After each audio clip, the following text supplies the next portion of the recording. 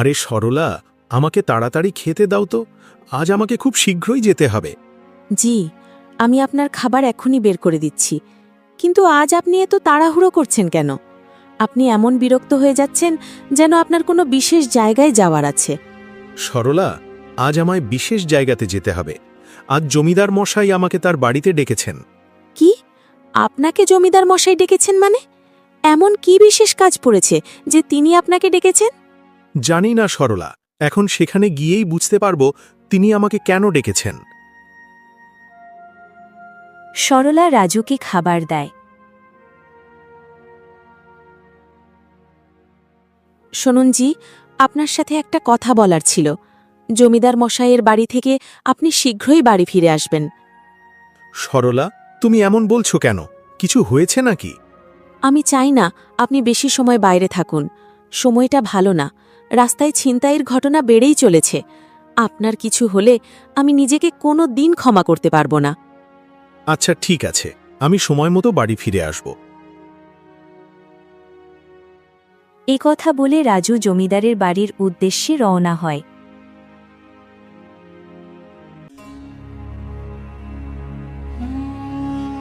আসো আসো রাজু, কেমন আছো? সব ঠিক আছে তো? আর তোমার কাজকাম কেমন চলছে? সব দারুণ চলছে মালিক, শুধু এবার চাষে একটু বেশি পরিশ্রম করতে হবে।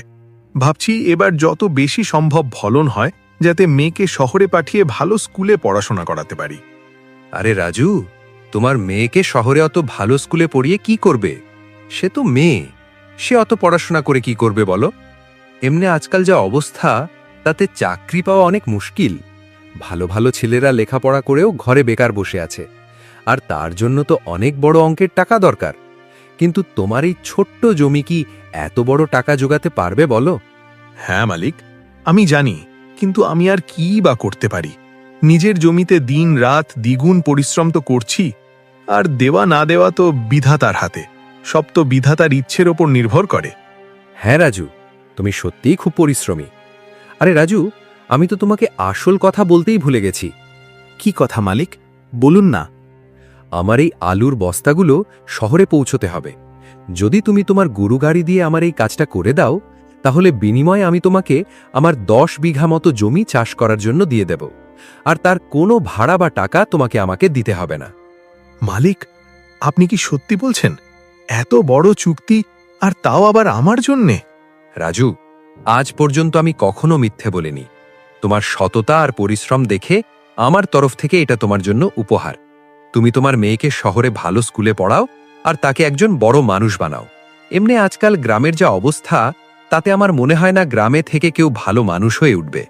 হাঁটুর বয়সী ছেলেগুলো তো আবার নেশা করে মুখ লুকিয়ে বেড়াচ্ছে। আমি আপনার এই বস্তাগুলো নিশ্চয়ই শহরে পৌঁছে দেব, আর আপনার জমিতে এবার এমন পরিশ্রম করব যে আপনার ফসল দ্বিগুণ হবে। আপনার এই ঋণ আমি কখনো ভুলব না। এ কথা বলে রাজু সেখান থেকে নিজের বাড়ির দিকে চলে যায়। ওগো সরলা, কোথায় আছো? একটু শোনো তো। তখনই সেখানে সরলা আসে। আরে, কি হয়েছে জি? আপনাকে দেখে খুব খুশি মনে হচ্ছে। কিছু হয়েছে নাকি? একটা খুব ভালো খবর এনেছি। জমিদার সাহেব আমাকে নিজের 5 বিঘা জমি চাষ করার জন্য দিয়েছেন, আর সেই ফসল থেকে তিনি কিছুই নেবেন না। তাতে যত শস্য হবে সব আমাদের হবে। তবে এর বিনিময়ে আমাকে তার আলুর বস্তাগুলো নিজের গরু গাড়িতে করে শহরে পৌঁছে দিতে হবে। হ্যাঁ জি, এটা তো খুব ভালো কথা। এমন সুযোগ সবার ভাগ্যে জোটে না। এটা হলে আমাদের কাছেও বেশ টাকা আসবে। এখন মনে হচ্ছে আমাদের দিন বদলাতে চলেছে। এখন আমরা আমাদের মেয়েকে দূর শহরে ভালো স্কুলে ভর্তি করব। আমি তার জীবনের সমস্ত শখ পূরণ করব, যা আমি পাইনি। এখন আমার স্বপ্ন সত্যি হতে দেখছি। বাবা, শহর থেকে ফেরার সময় আমার জন্য গরম গরম জিলাপি নিয়ে এসো। আমার জিলাপি খুব ভালো লাগে। ঠিক আছে বাবা, আমি তোমার জন্য জিলেপি নিয়ে আসব।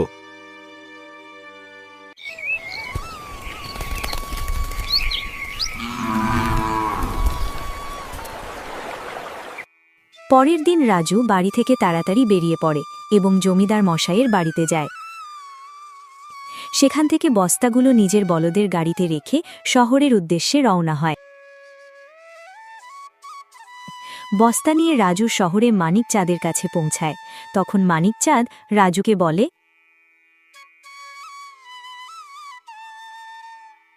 আরে রাজু, তুমি আজ এখানে কি ব্যাপার? আর গাড়িতে কি নিয়ে এসেছো? আরে মানিক কাকা, জমিদার মশাই আপনাদের এখানে বস্তা পৌঁছে দিতে বলেছিলেন। আরে হ্যাঁ রাজু, আমি তো ভুলেই গিয়েছিলাম। যাও, পাশের গুদামে বস্তা রেখে আসো। আপনি চিন্তা করবেন না কাকা, আমি রেখে দেব। আচ্ছা, তুমি অনেক দূর থেকে এসেছো, তাই চলো কিছু নাস্তা পানি করে নাও। আমি তোমার বেশি সময় নেব না, চলো কিছু খেয়ে নাও। আরে না কাকা, রাত হওয়ার আগে বাড়ি যেতে হবে। আচ্ছা, তাহলে ঠিক আছে, এখন তুমি যাও। আর হ্যাঁ, জমিদার মশাইকে বলে দিও যে আমরা তার ধান এখনো সামলে রেখেছি। ঠিক আছে কাকা, এখন আমি যাই। পরের বার এলে তখন নাস্তা পানি অবশ্যই করব।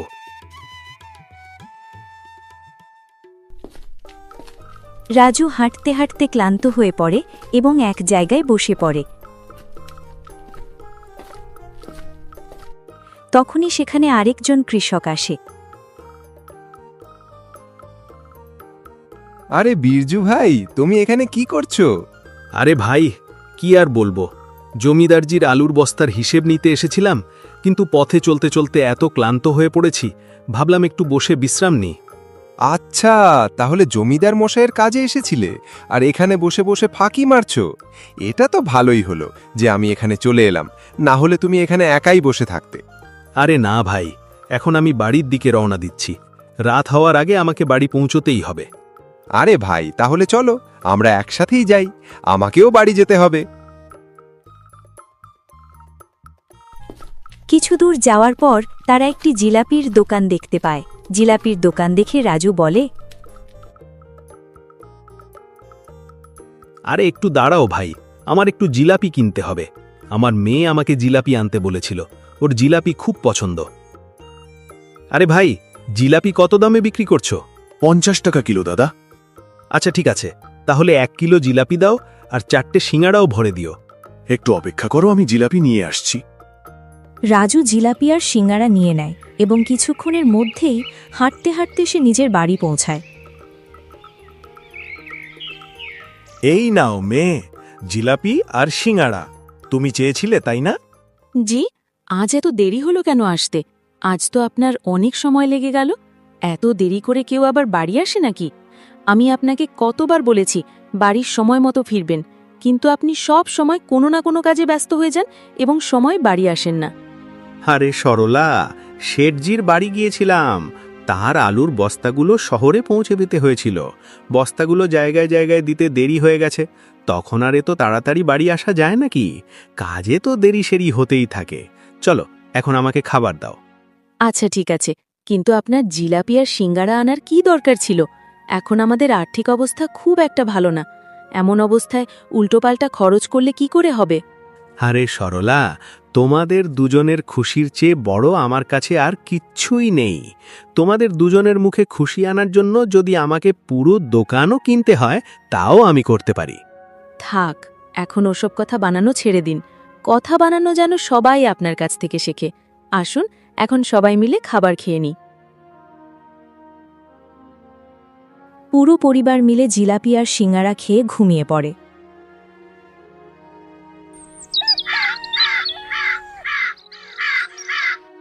রাজু দিনরাত এক করে খেতে কাজ করে এবং খুব অল্প সময়েই তার খেতে ভালো ফসল ফলন হয়। রাজুর প্রতিবেশীর এসব দেখে খুব হিংসা হয়। শুনুন জি, আপনি শুনেছেন রাজুকে জমিদার সাহেব চাষ করার জন্য 10 বিঘা জমি দিয়েছেন। রাজু তো আগে থেকেই ভালো রোজগার করছিল, আর এখন তার কাছে আরও 10 বিঘা জমি এসে গেছে। এখন তো সে খুব তাড়াতাড়ি ধনী হয়ে যাবে। হ্যাঁ জামিলা, আমিও এই কথা শুনেছি। সত্যি বলতে আমারও তার প্রতি খুব রাগ হয়। প্রতিবার সব ভালো জিনিসই শুধু রাজুরই ভাগ্যে জোটে। আমরা আর কি বা করতে পারি? আচ্ছা, এখন তার জমিতে ফসল ফলুক, তারপর আমরা দেখব সামনে কি করতে হবে। তখনই আমরা কোনো পদক্ষেপ নেব। এখন কিছু করে কোনো লাভ হবে না। জামিলা, তুমি ঠিকই বলেছ, কিন্তু রাজু খুবই চালাক। তাকে ধোঁকা দেওয়া এত সহজ কথা নয়। আমাদের এমন কোনো উপায় বের করতে হবে যাতে সাপও মরে আর লাঠিও না ভাঙে, আমাদের কাজও যেমন হয়ে যায় আর তারা বুঝতেও না পারে। আমি সব জানি, আপনাকে চিন্তা করতে হবে না। যখন তার ফসল পেকে তৈরি হয়ে যাবে তখন আমরা দেখব কি করতে হয়। ঠিক আছে জামিলা, এখন আমি ভালোভাবে বুঝতে পেরেছি। আসল খেলা তখনই শুরু হবে যখন তার ফসল পেকে তৈরি হয়ে যাবে। তখন দেখবে আমি রাজুকে কিভাবে শিক্ষা দিই। এখন আর আমি চুপ করে বসে থাকব না, সময় আসতে দাও। রাজু নিষ্ঠার সাথে তার খেতে কাজ করে। ভালো ফসল ফলানোর জন্য সে প্রাণপণে অনেক পরিশ্রম করে। তার পরিশ্রমের ঘাম সাক্ষ্য দিচ্ছিল যে তার ফসল কত ভালো হতে চলেছে। এভাবেই কিছু সময় কেটে যায় এবং রাজুর ফসল পেকে তৈরি হয়ে যায়। শুনুন জি, রাজুর ফসল পেকে তৈরি হয়ে গেছে। এখন সঠিক সময়, আমাদের কোনো না কোনো পদক্ষেপ নিতেই হবে। আরে হ্যাঁ জামিলা, এবার তাকে আমাদের ভালো শিক্ষা দিতেই হবে। কিন্তু আমি বুঝতে পারছি না আমরা তার ফসল কিভাবে নষ্ট করব। এবার আমরা তাকে এমন শিক্ষা দেব যাতে সে আর কখনো মাথা তুলে দাঁড়ানোর চেষ্টাই না করে। শুনুন জি, আপনি অনেকগুলো গরু তার ক্ষেতে ছেড়ে দেবেন। সমস্ত গরু তার ক্ষেত নষ্ট করে দেবে, আর গরুগুলো চলে যাওয়ার পর তার ক্ষেতে কিছু বিষাক্ত ওষুধও ছিটিয়ে দেবেন যাতে তার ফসল পুরোপুরি নষ্ট হয়ে যায়। তাহলে আমরা আমাদের লক্ষ্যে সফল হব। ফসল নষ্ট হওয়ার ক্ষতি রাজু সইতে পারবে না, আর জমিদার বাধ্য হয়ে তার ক্ষেত কেড়ে নেবে।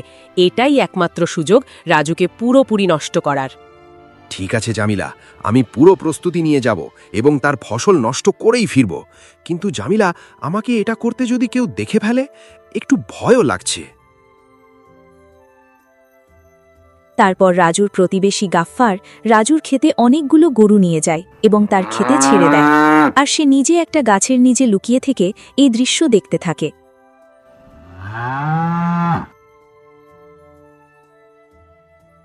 সব গরু চলে যাবার পর গাফফার আবারও এসে ফসলে বিষাক্ত ওষুধ ছিটিয়ে দেয় যাতে রাজুর ফসল পুরোপুরি নষ্ট হয়ে যায়।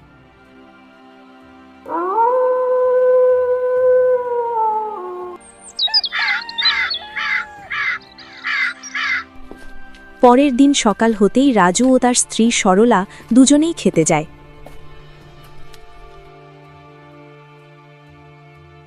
দেখুন জি, আমাদের ফসল তো পুরোপুরি নষ্ট হয়ে গেছে। কিভাবে এমন হলো? এখন আমরা কি করব? আমরা তো পুরোপুরি বরবাদ হয়ে গেলাম। হ্যাঁ সরলা, তুমি ঠিকই বলেছ। আমাদের শুধু ফসলই বরবাদ হয়নি, আমাদের স্বপ্নও ভেঙে গেছে। এই ফসল ফলানোর জন্য আমি দিন রাত কত পরিশ্রম করেছি, দিন রাত এক করে পরিশ্রম করে গেছি, আর তা এক ঝটকায় সব শেষ হয়ে গেল। আমি ভেবেছিলাম এই ফসল বিক্রি করে মেয়েকে শহরে পড়তে পাঠাবো, ওর ভবিষ্যৎ গড়ব, কিন্তু এখন তো ফসলই রইল না। আমার সব স্বপ্ন ভেঙে চুরমার হয়ে গেল। রাজু নিজের ফসলের এই অবস্থা দেখে খুবই হতাশ হয়ে পড়ে। সে ভেতর থেকে পুরোপুরি ভেঙে পড়ে। তখন রাজুর স্ত্রী তাকে সাহস দিয়ে বলে, শুনুন জি, আপনি হতাশ হবেন না। যেই এটা করেছে সে আমাদের সাহস ভাঙার চেষ্টা করেছে, কিন্তু আমরা হার মানব না। আমরা পরিশ্রমী মানুষ, আবারও একবার উঠে দাঁড়াবো। সরলা, আমাদের ফসল এভাবে নষ্ট হওয়া কোনো দুর্ঘটনা নয়, বরং কোনো শত্রু ভেবে চিন্তেই এই কাজ করেছে। কেউ আমাদের উন্নতি দেখতে চায় না, কিন্তু ষড়যন্ত্রকারী হয়তো এটা ভুলে গেছে যে বিধাতা সব দেখছেন। বিধাতার লাঠিতে আওয়াজ হয় না, কিন্তু তাকে একদিন না একদিন তার কৃতকর্মের শাস্তি নিশ্চয়ই পেতে হবে।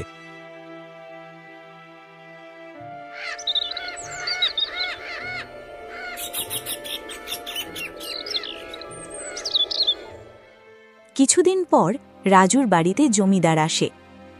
আরে, বাড়িতে কেউ আছো? রাজু, তুমি বাড়িতে আছো তো ভাই? একটু বাইরে আসো।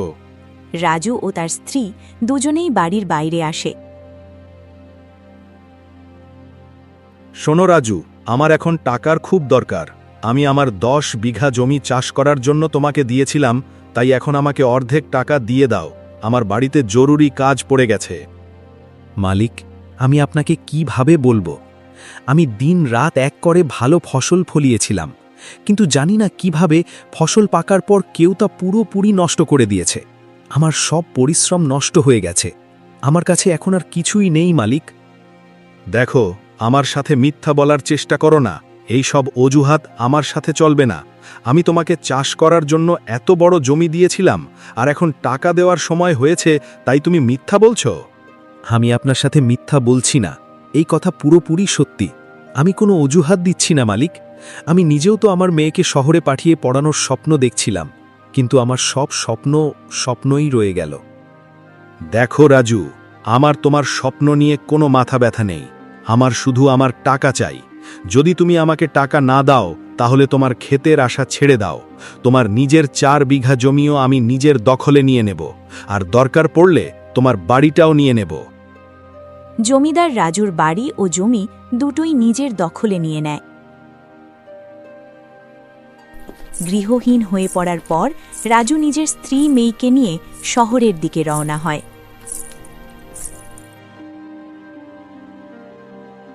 বাবা, আমি অনেক ক্লান্ত হয়ে গেছি আর আমার খুব জোর খিদেও পেয়েছে। হে বিধাতা, আমি কি অসহায় বাবা যে নিজের মেয়ের পেটটাও ভরাতে পারছি না। আমার কাছে থাকার জন্য না কোনো জায়গা আছে আর না কোনো কাজ আছে, তাহলে আমি তোমাদের দুজনের পেট কিভাবে ভরাবো? বিধাতা, আমাদের এমন পরীক্ষা কেন নিচ্ছেন? আমি তো কিছুই বুঝতে পারছি না যে আমি কি করব। আপনি সাহস হারাবেন না জি, আমি কিছু করি, কোথাও গিয়ে খাবার চেয়ে দেখি, হয়তো কিছু পাওয়া যাবে।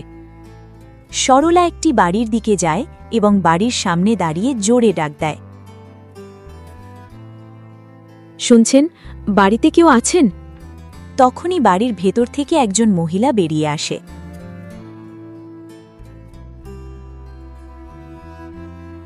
দিদি, আপনার কাছে কি একটু খাবার পাবো? আমার মেয়ের খুব খিদে পেয়েছে, একটু খাবার দিলে আমার অনেক উপকার হতো। এখন তো বাড়িতে খাবার বাকি নেই, সবাই খাবার খেয়ে নিয়েছে এবং খাবার শেষও হয়ে গেছে। যদি তুমি একটু আগে আসতে তাহলে হয়তো কিছুটা হলেও পেতে। এখন বাড়িতে খাবার নেই, তাহলে আমি তোমাকে খাবার কিভাবে দেব? তুমি অন্য কারো কাছে গিয়ে খাবার চেয়ে দেখো না কেন, হয়তো সেখানে কিছু পেয়ে যাবে। সরলা হতাশ হয়ে ফিরে আসে। কি হলো সরলা, তুমি কোথাও খাবার পাওনি তাই না?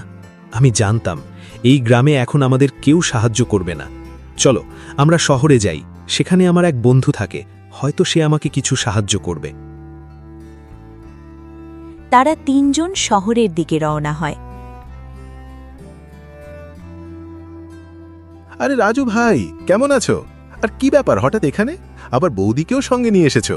তোমাকে এখানে দেখে খুব খুশি হলাম। দীপু ভাই, আমাদের ভাগ্যে এখন আর সুখ কোথায়? আমি এখানে দুর্দশাগ্রস্ত হয়ে এসেছি। আমরা আমাদের গ্রাম ছেড়ে চলে এসেছি। ওই গ্রামে এখন আমার আর কিছুই নেই। আমার এত মাসের পরিশ্রম নষ্ট হয়ে গেছে। আর জমিদার মশাই আমার জমি আর বাড়ি দুটোই নিজের দখলে করে নিয়েছে। আমাদের কাছে এখন থাকার ঠাঁইটুকুও নেই। আমরা যাবই বা কোথায়? তাই আমি তোমার কাছে এসেছি। এখন তুমিই আমাদের কিছু সাহায্য করো। রাজু ভাই, তুমি খুব ভালো করেছো যে এখানে চলে এসেছো। আমি অন্য জায়গায় আরও একটা ঘর ভাড়া নিয়েছি। আজ থেকে তুমি আর তোমার পরিবার এই বাড়িতেই থাকবে। আর এই নাও কিছু টাকা। এখন তোমার এই টাকার খুব দরকার, আর তোমার কোনো কিছুর প্রয়োজন পড়লে আমাকে কোনো দ্বিধা ছাড়াই জানাবে। দীপু ভাই, তুমি আমার খারাপ সময় এত বড় সাহায্য করেছো। আমি এই ঋণ কখনো শোধ করতে পারবো না। রাজু ভাই, আসল বন্ধু সেই যে খারাপ সময়ে বন্ধুর পাশে দাঁড়ায়। আর তুমি তো তোমার বন্ধুত্ব আর সততা দিয়ে সব সময় বন্ধুত্বের কর্তব্য পালন করেছো। তাই এখন আমারও কর্তব্য যে আমি তোমার খারাপ সময়ে তোমার সাহায্য করি। এই বাড়ি এখন তোমারই। দীপু ভাই, যখন সবাই আমাদের থেকে মুখ ফিরিয়ে নিয়েছে তখন তুমি আমাদের আশ্রয় দিয়েছ। আমি আর আমার পরিবার তোমার এই ঋণ কখনো ভুলব না। আচ্ছা, তাহলে ঠিক আছে রাজু ভাই, এখন আমি যাই। ওদের থাকার জন্য ঘর তো মিলে গেল, কিন্তু শহরে থেকে ওরা কি খাবে আর কি বা করবে?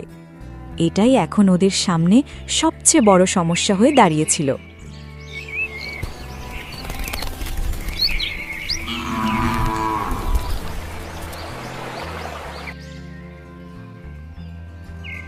শোনো আমিষার মা, আমাদের থাকার জন্যে ঘর তো মিলে গেল, কিন্তু এই শহরে বাঁচার জন্যে আমাদের কিছু না কিছু তো করতেই হবে। কিন্তু আমি কি করব কিছুই বুঝতে পারছি না। তখন সরলার মনে একটা খেয়াল আসে এবং সে রাজুকে বলে, ওগো, আপনি চিন্তা করবেন না, আমার মনে একটা খেয়াল এসেছে। আপনার বন্ধু যে কটা টাকা দিয়েছেন সেগুলো বাজারে নিয়ে গিয়ে সিঙ্গারা বানানোর জিনিস কিনে আনুন, আমরা সিঙাড়া বানিয়ে বিক্রি করব। আর এখন শীতও শুরু হচ্ছে, তাই শীতে লোকজন খুব আগ্রহ করে সিঙাড়া খাবে। যদি আমাদের সিঙাড়ার ব্যবসা ভালো চলে তাহলে আমাদের কাছেও বেশ কিছু টাকা আসবে। আচ্ছা, ঠিক আছে সরলা, কিন্তু এমন না হয় যেন বাড়িতে যেটুকু টাকা আছে সেটাও না চলে যায়। ওগো, আপনি অকারণে চিন্তা করছেন, বিধাতার ওপর ভরসা রাখুন, সব ঠিক হবে। তখন রাজু বাজারে গিয়ে সেই টাকা দিয়ে সিঙাড়া বানানোর জিনিসপত্র কিনে আনে। তারপর সরলা সেই জিনিস দিয়ে সিঙাড়া বানায়। সরলা কিছু সিঙাড়া বানিয়ে রাজুকে দেয় এবং রাজু সেই সিঙাড়া বিক্রি করতে বেরিয়ে পড়ে। রাজু প্রতিটি জায়গায় ডাক দেয়, সিঙ্গাড়া নাও সিঙ্গাড়া, সুস্বাদু গরম গরম সিঙ্গাড়া, একবার খাবে বারবার চাইবে। একটু গরম গরম আমাদের সিঙ্গাড়া খেয়ে দেখুন ভাই, মন খুশি হয়ে যাবে। সিঙ্গাড়া নাও সিঙ্গাড়া, সুস্বাদু গরম গরম সিঙ্গাড়া। তখনই এক মহিলা সিঙাড়া কেনার জন্য বাড়ির বাইরে আসে। আরে ভাই, এই সিঙ্গারা দেখে তো খুব সুস্বাদু মনে হচ্ছে। গরম আছে তো? কত দামে বিক্রি করছো? হ্যাঁ বোন, সিঙ্গাড়া একদম গরম আছে, 5 টাকায় একটা সিঙ্গাড়া। বলেন বোন, কটা সিঙ্গাড়া দেব? আচ্ছা, ঠিক আছে, 10টা সিঙ্গারা দাও ভাই। রাজু তাকে 10টা সিঙাড়া দিয়ে দেয় এবং টাকা নিয়ে সামনের দিকে এগিয়ে যায়। ধীরে ধীরে রাজু সব সিঙাড়া বিক্রি হয়ে যায় এবং রাজু বাড়ি ফিরে আসে। সরলা, এক গ্লাস জল দাও তো, খুব ক্লান্ত হয়ে গেছি। জি, এখনই আসছি। শুনুন জি, কি হলো, কিছু সিঙাড়া বিক্রি হয়েছে তো? হ্যাঁ সরলা, আমাদের সব সিঙ্গাড়া হাতে হাতে বিক্রি হয়ে গেছে। এরপর থেকে প্রতিদিন রাজু এভাবেই সিঙাড়া বানিয়ে বিক্রি করত এবং তার সব সিঙাড়া হাতে হাতে বিক্রি হয়ে যেত। এভাবে রাজুর সিঙাড়ার ব্যবসা ভালোই চলতে লাগল এবং রাজুর ভালোই আয় হতে লাগল। আর শহরেই রাজু একটি সিঙাড়া ও চায়ের ভালো দোকান খুলে ফেলল। এখন তাদের দুর্দশা পুরোপুরি কেটে গিয়েছিল। রাজু তার মেয়েকেও বাইরে ভালো স্কুলে পড়াতে পাঠিয়ে দিয়েছিল। এখন তার মেয়ে ভালো শিক্ষা পাচ্ছিল। একদিন রাজুর নিজের গ্রামের কথা খুব মনে পড়ে এবং সে তার স্ত্রীকে বলে, সরলা, আমার গ্রামের কথা খুব মনে পড়ে। শহরে তো ছোটাছুটির জীবন, কিন্তু আমাদের গ্রামে এক অন্যরকম শান্তি আছে। আমার ক্ষেতের মাটি, গ্রামের সেই আপনজন আর আমার ক্ষেত খামার সব খুব মনে পড়ে। এখন তো আমাদের কাছে টাকাও আছে, তাই আমরা জমিদার মশাইয়ের কাছ থেকে আমাদের পুরনো জমিটা ফিরিয়ে নিতে পারি। আমরা সেখানে একটা নতুন বাড়িও বানাবো, এমন বাড়ি যার প্রতিটি কোণ আমাদের স্বপ্নে ভরা থাকবে। ঠিক আছে জি, যদি আপনি গ্রামে গিয়েই থাকতে চান তাহলে আমরা সেখানেই গিয়ে থাকব। যাই হোক, সেখানে অন্যরকম শান্তি আছে। একদিন রাজু দীপুর কাছ থেকে অনুমতি নিয়ে নিজের গ্রামে ফিরে আসে। অন্যদিকে রাজুর প্রতিবেশী গাফফারের অবস্থা তখন খুব খারাপ হয়ে গিয়েছিল। তারা খুব গরিব হয়ে গিয়েছিল। তাদের খাওয়ার জন্য শস্যের একটা দানা পর্যন্তও ছিল না, আর রোগ ব্যাধি তাদের চারদিক থেকে ঘিরে ফেলেছিল। তাদের মনে খুব অনুতাপ ছিল। তারা রাজুর সঙ্গে দেখা করে ক্ষমা চাওয়ার জন্য ভাবত। যখন তারা খবর পায় যে রাজু গ্রামে ফিরে এসেছে, তখন তারা রাজুর বাড়িতে যায়। রাজু ভাই, আমায় ক্ষমা করে দাও। আমি তোমার ফসল নষ্ট করেছিলাম। তোমার উন্নতি আমি দেখতে পারিনি। হিংসা আমার চোখে পট্টি বেঁধে দিয়েছিল, কিন্তু আজ আমি সেই পাপের বোঝা বইতে পারছি না। রাজু, আমার আত্মা প্রতিদিন এই অপরাধের জন্য আমাকে ধিক্কার দেয়। তাই রাজু ভাই, আমাকে ক্ষমা করে দাও। আমি খুবই লজ্জিত। তাহলে সেটা তুমি ছিলে গাফফার, যে আমাদের কাছ থেকে আমাদের বাড়ি, আমাদের সুখ সবকিছু কেড়ে নিয়েছিলে? তোমার কারণে আমার পরিবারকে কত কষ্ট পেতে হয়েছে, কত সংগ্রাম করতে হয়েছে। গাফফার, বিধাতা সব দেখেন, তিনি কখনো কারোর ক্ষতি করেন না। তুমি নিজের ভুল স্বীকার করেছ এবং নিজের কৃতকর্মের জন্য অনুতপ্ত হচ্ছ। তাই ক্ষমা আমার কাছে না চেয়ে বিধাতার কাছে চাও, কারণ একদিন সবাইকে তার কাছেই যেতে হবে, আর আমাদের সবার অপরাধ ক্ষমা করার অধিকার তারই। আমি তো তোমাকে মাফ করে দিয়েছি। এখন তুমি বাড়ি গিয়ে বিধাতার কাছে ক্ষমা চেয়ে নিও, তিনি তোমাকে নিশ্চয়ই ক্ষমা করে দেবেন। এখন রাজু জমিদারের কাছ থেকে নিজের জমি ও বাড়ি ছাড়িয়ে নেয় এবং তারা সুখে শান্তিতে জীবন কাটাতে থাকে।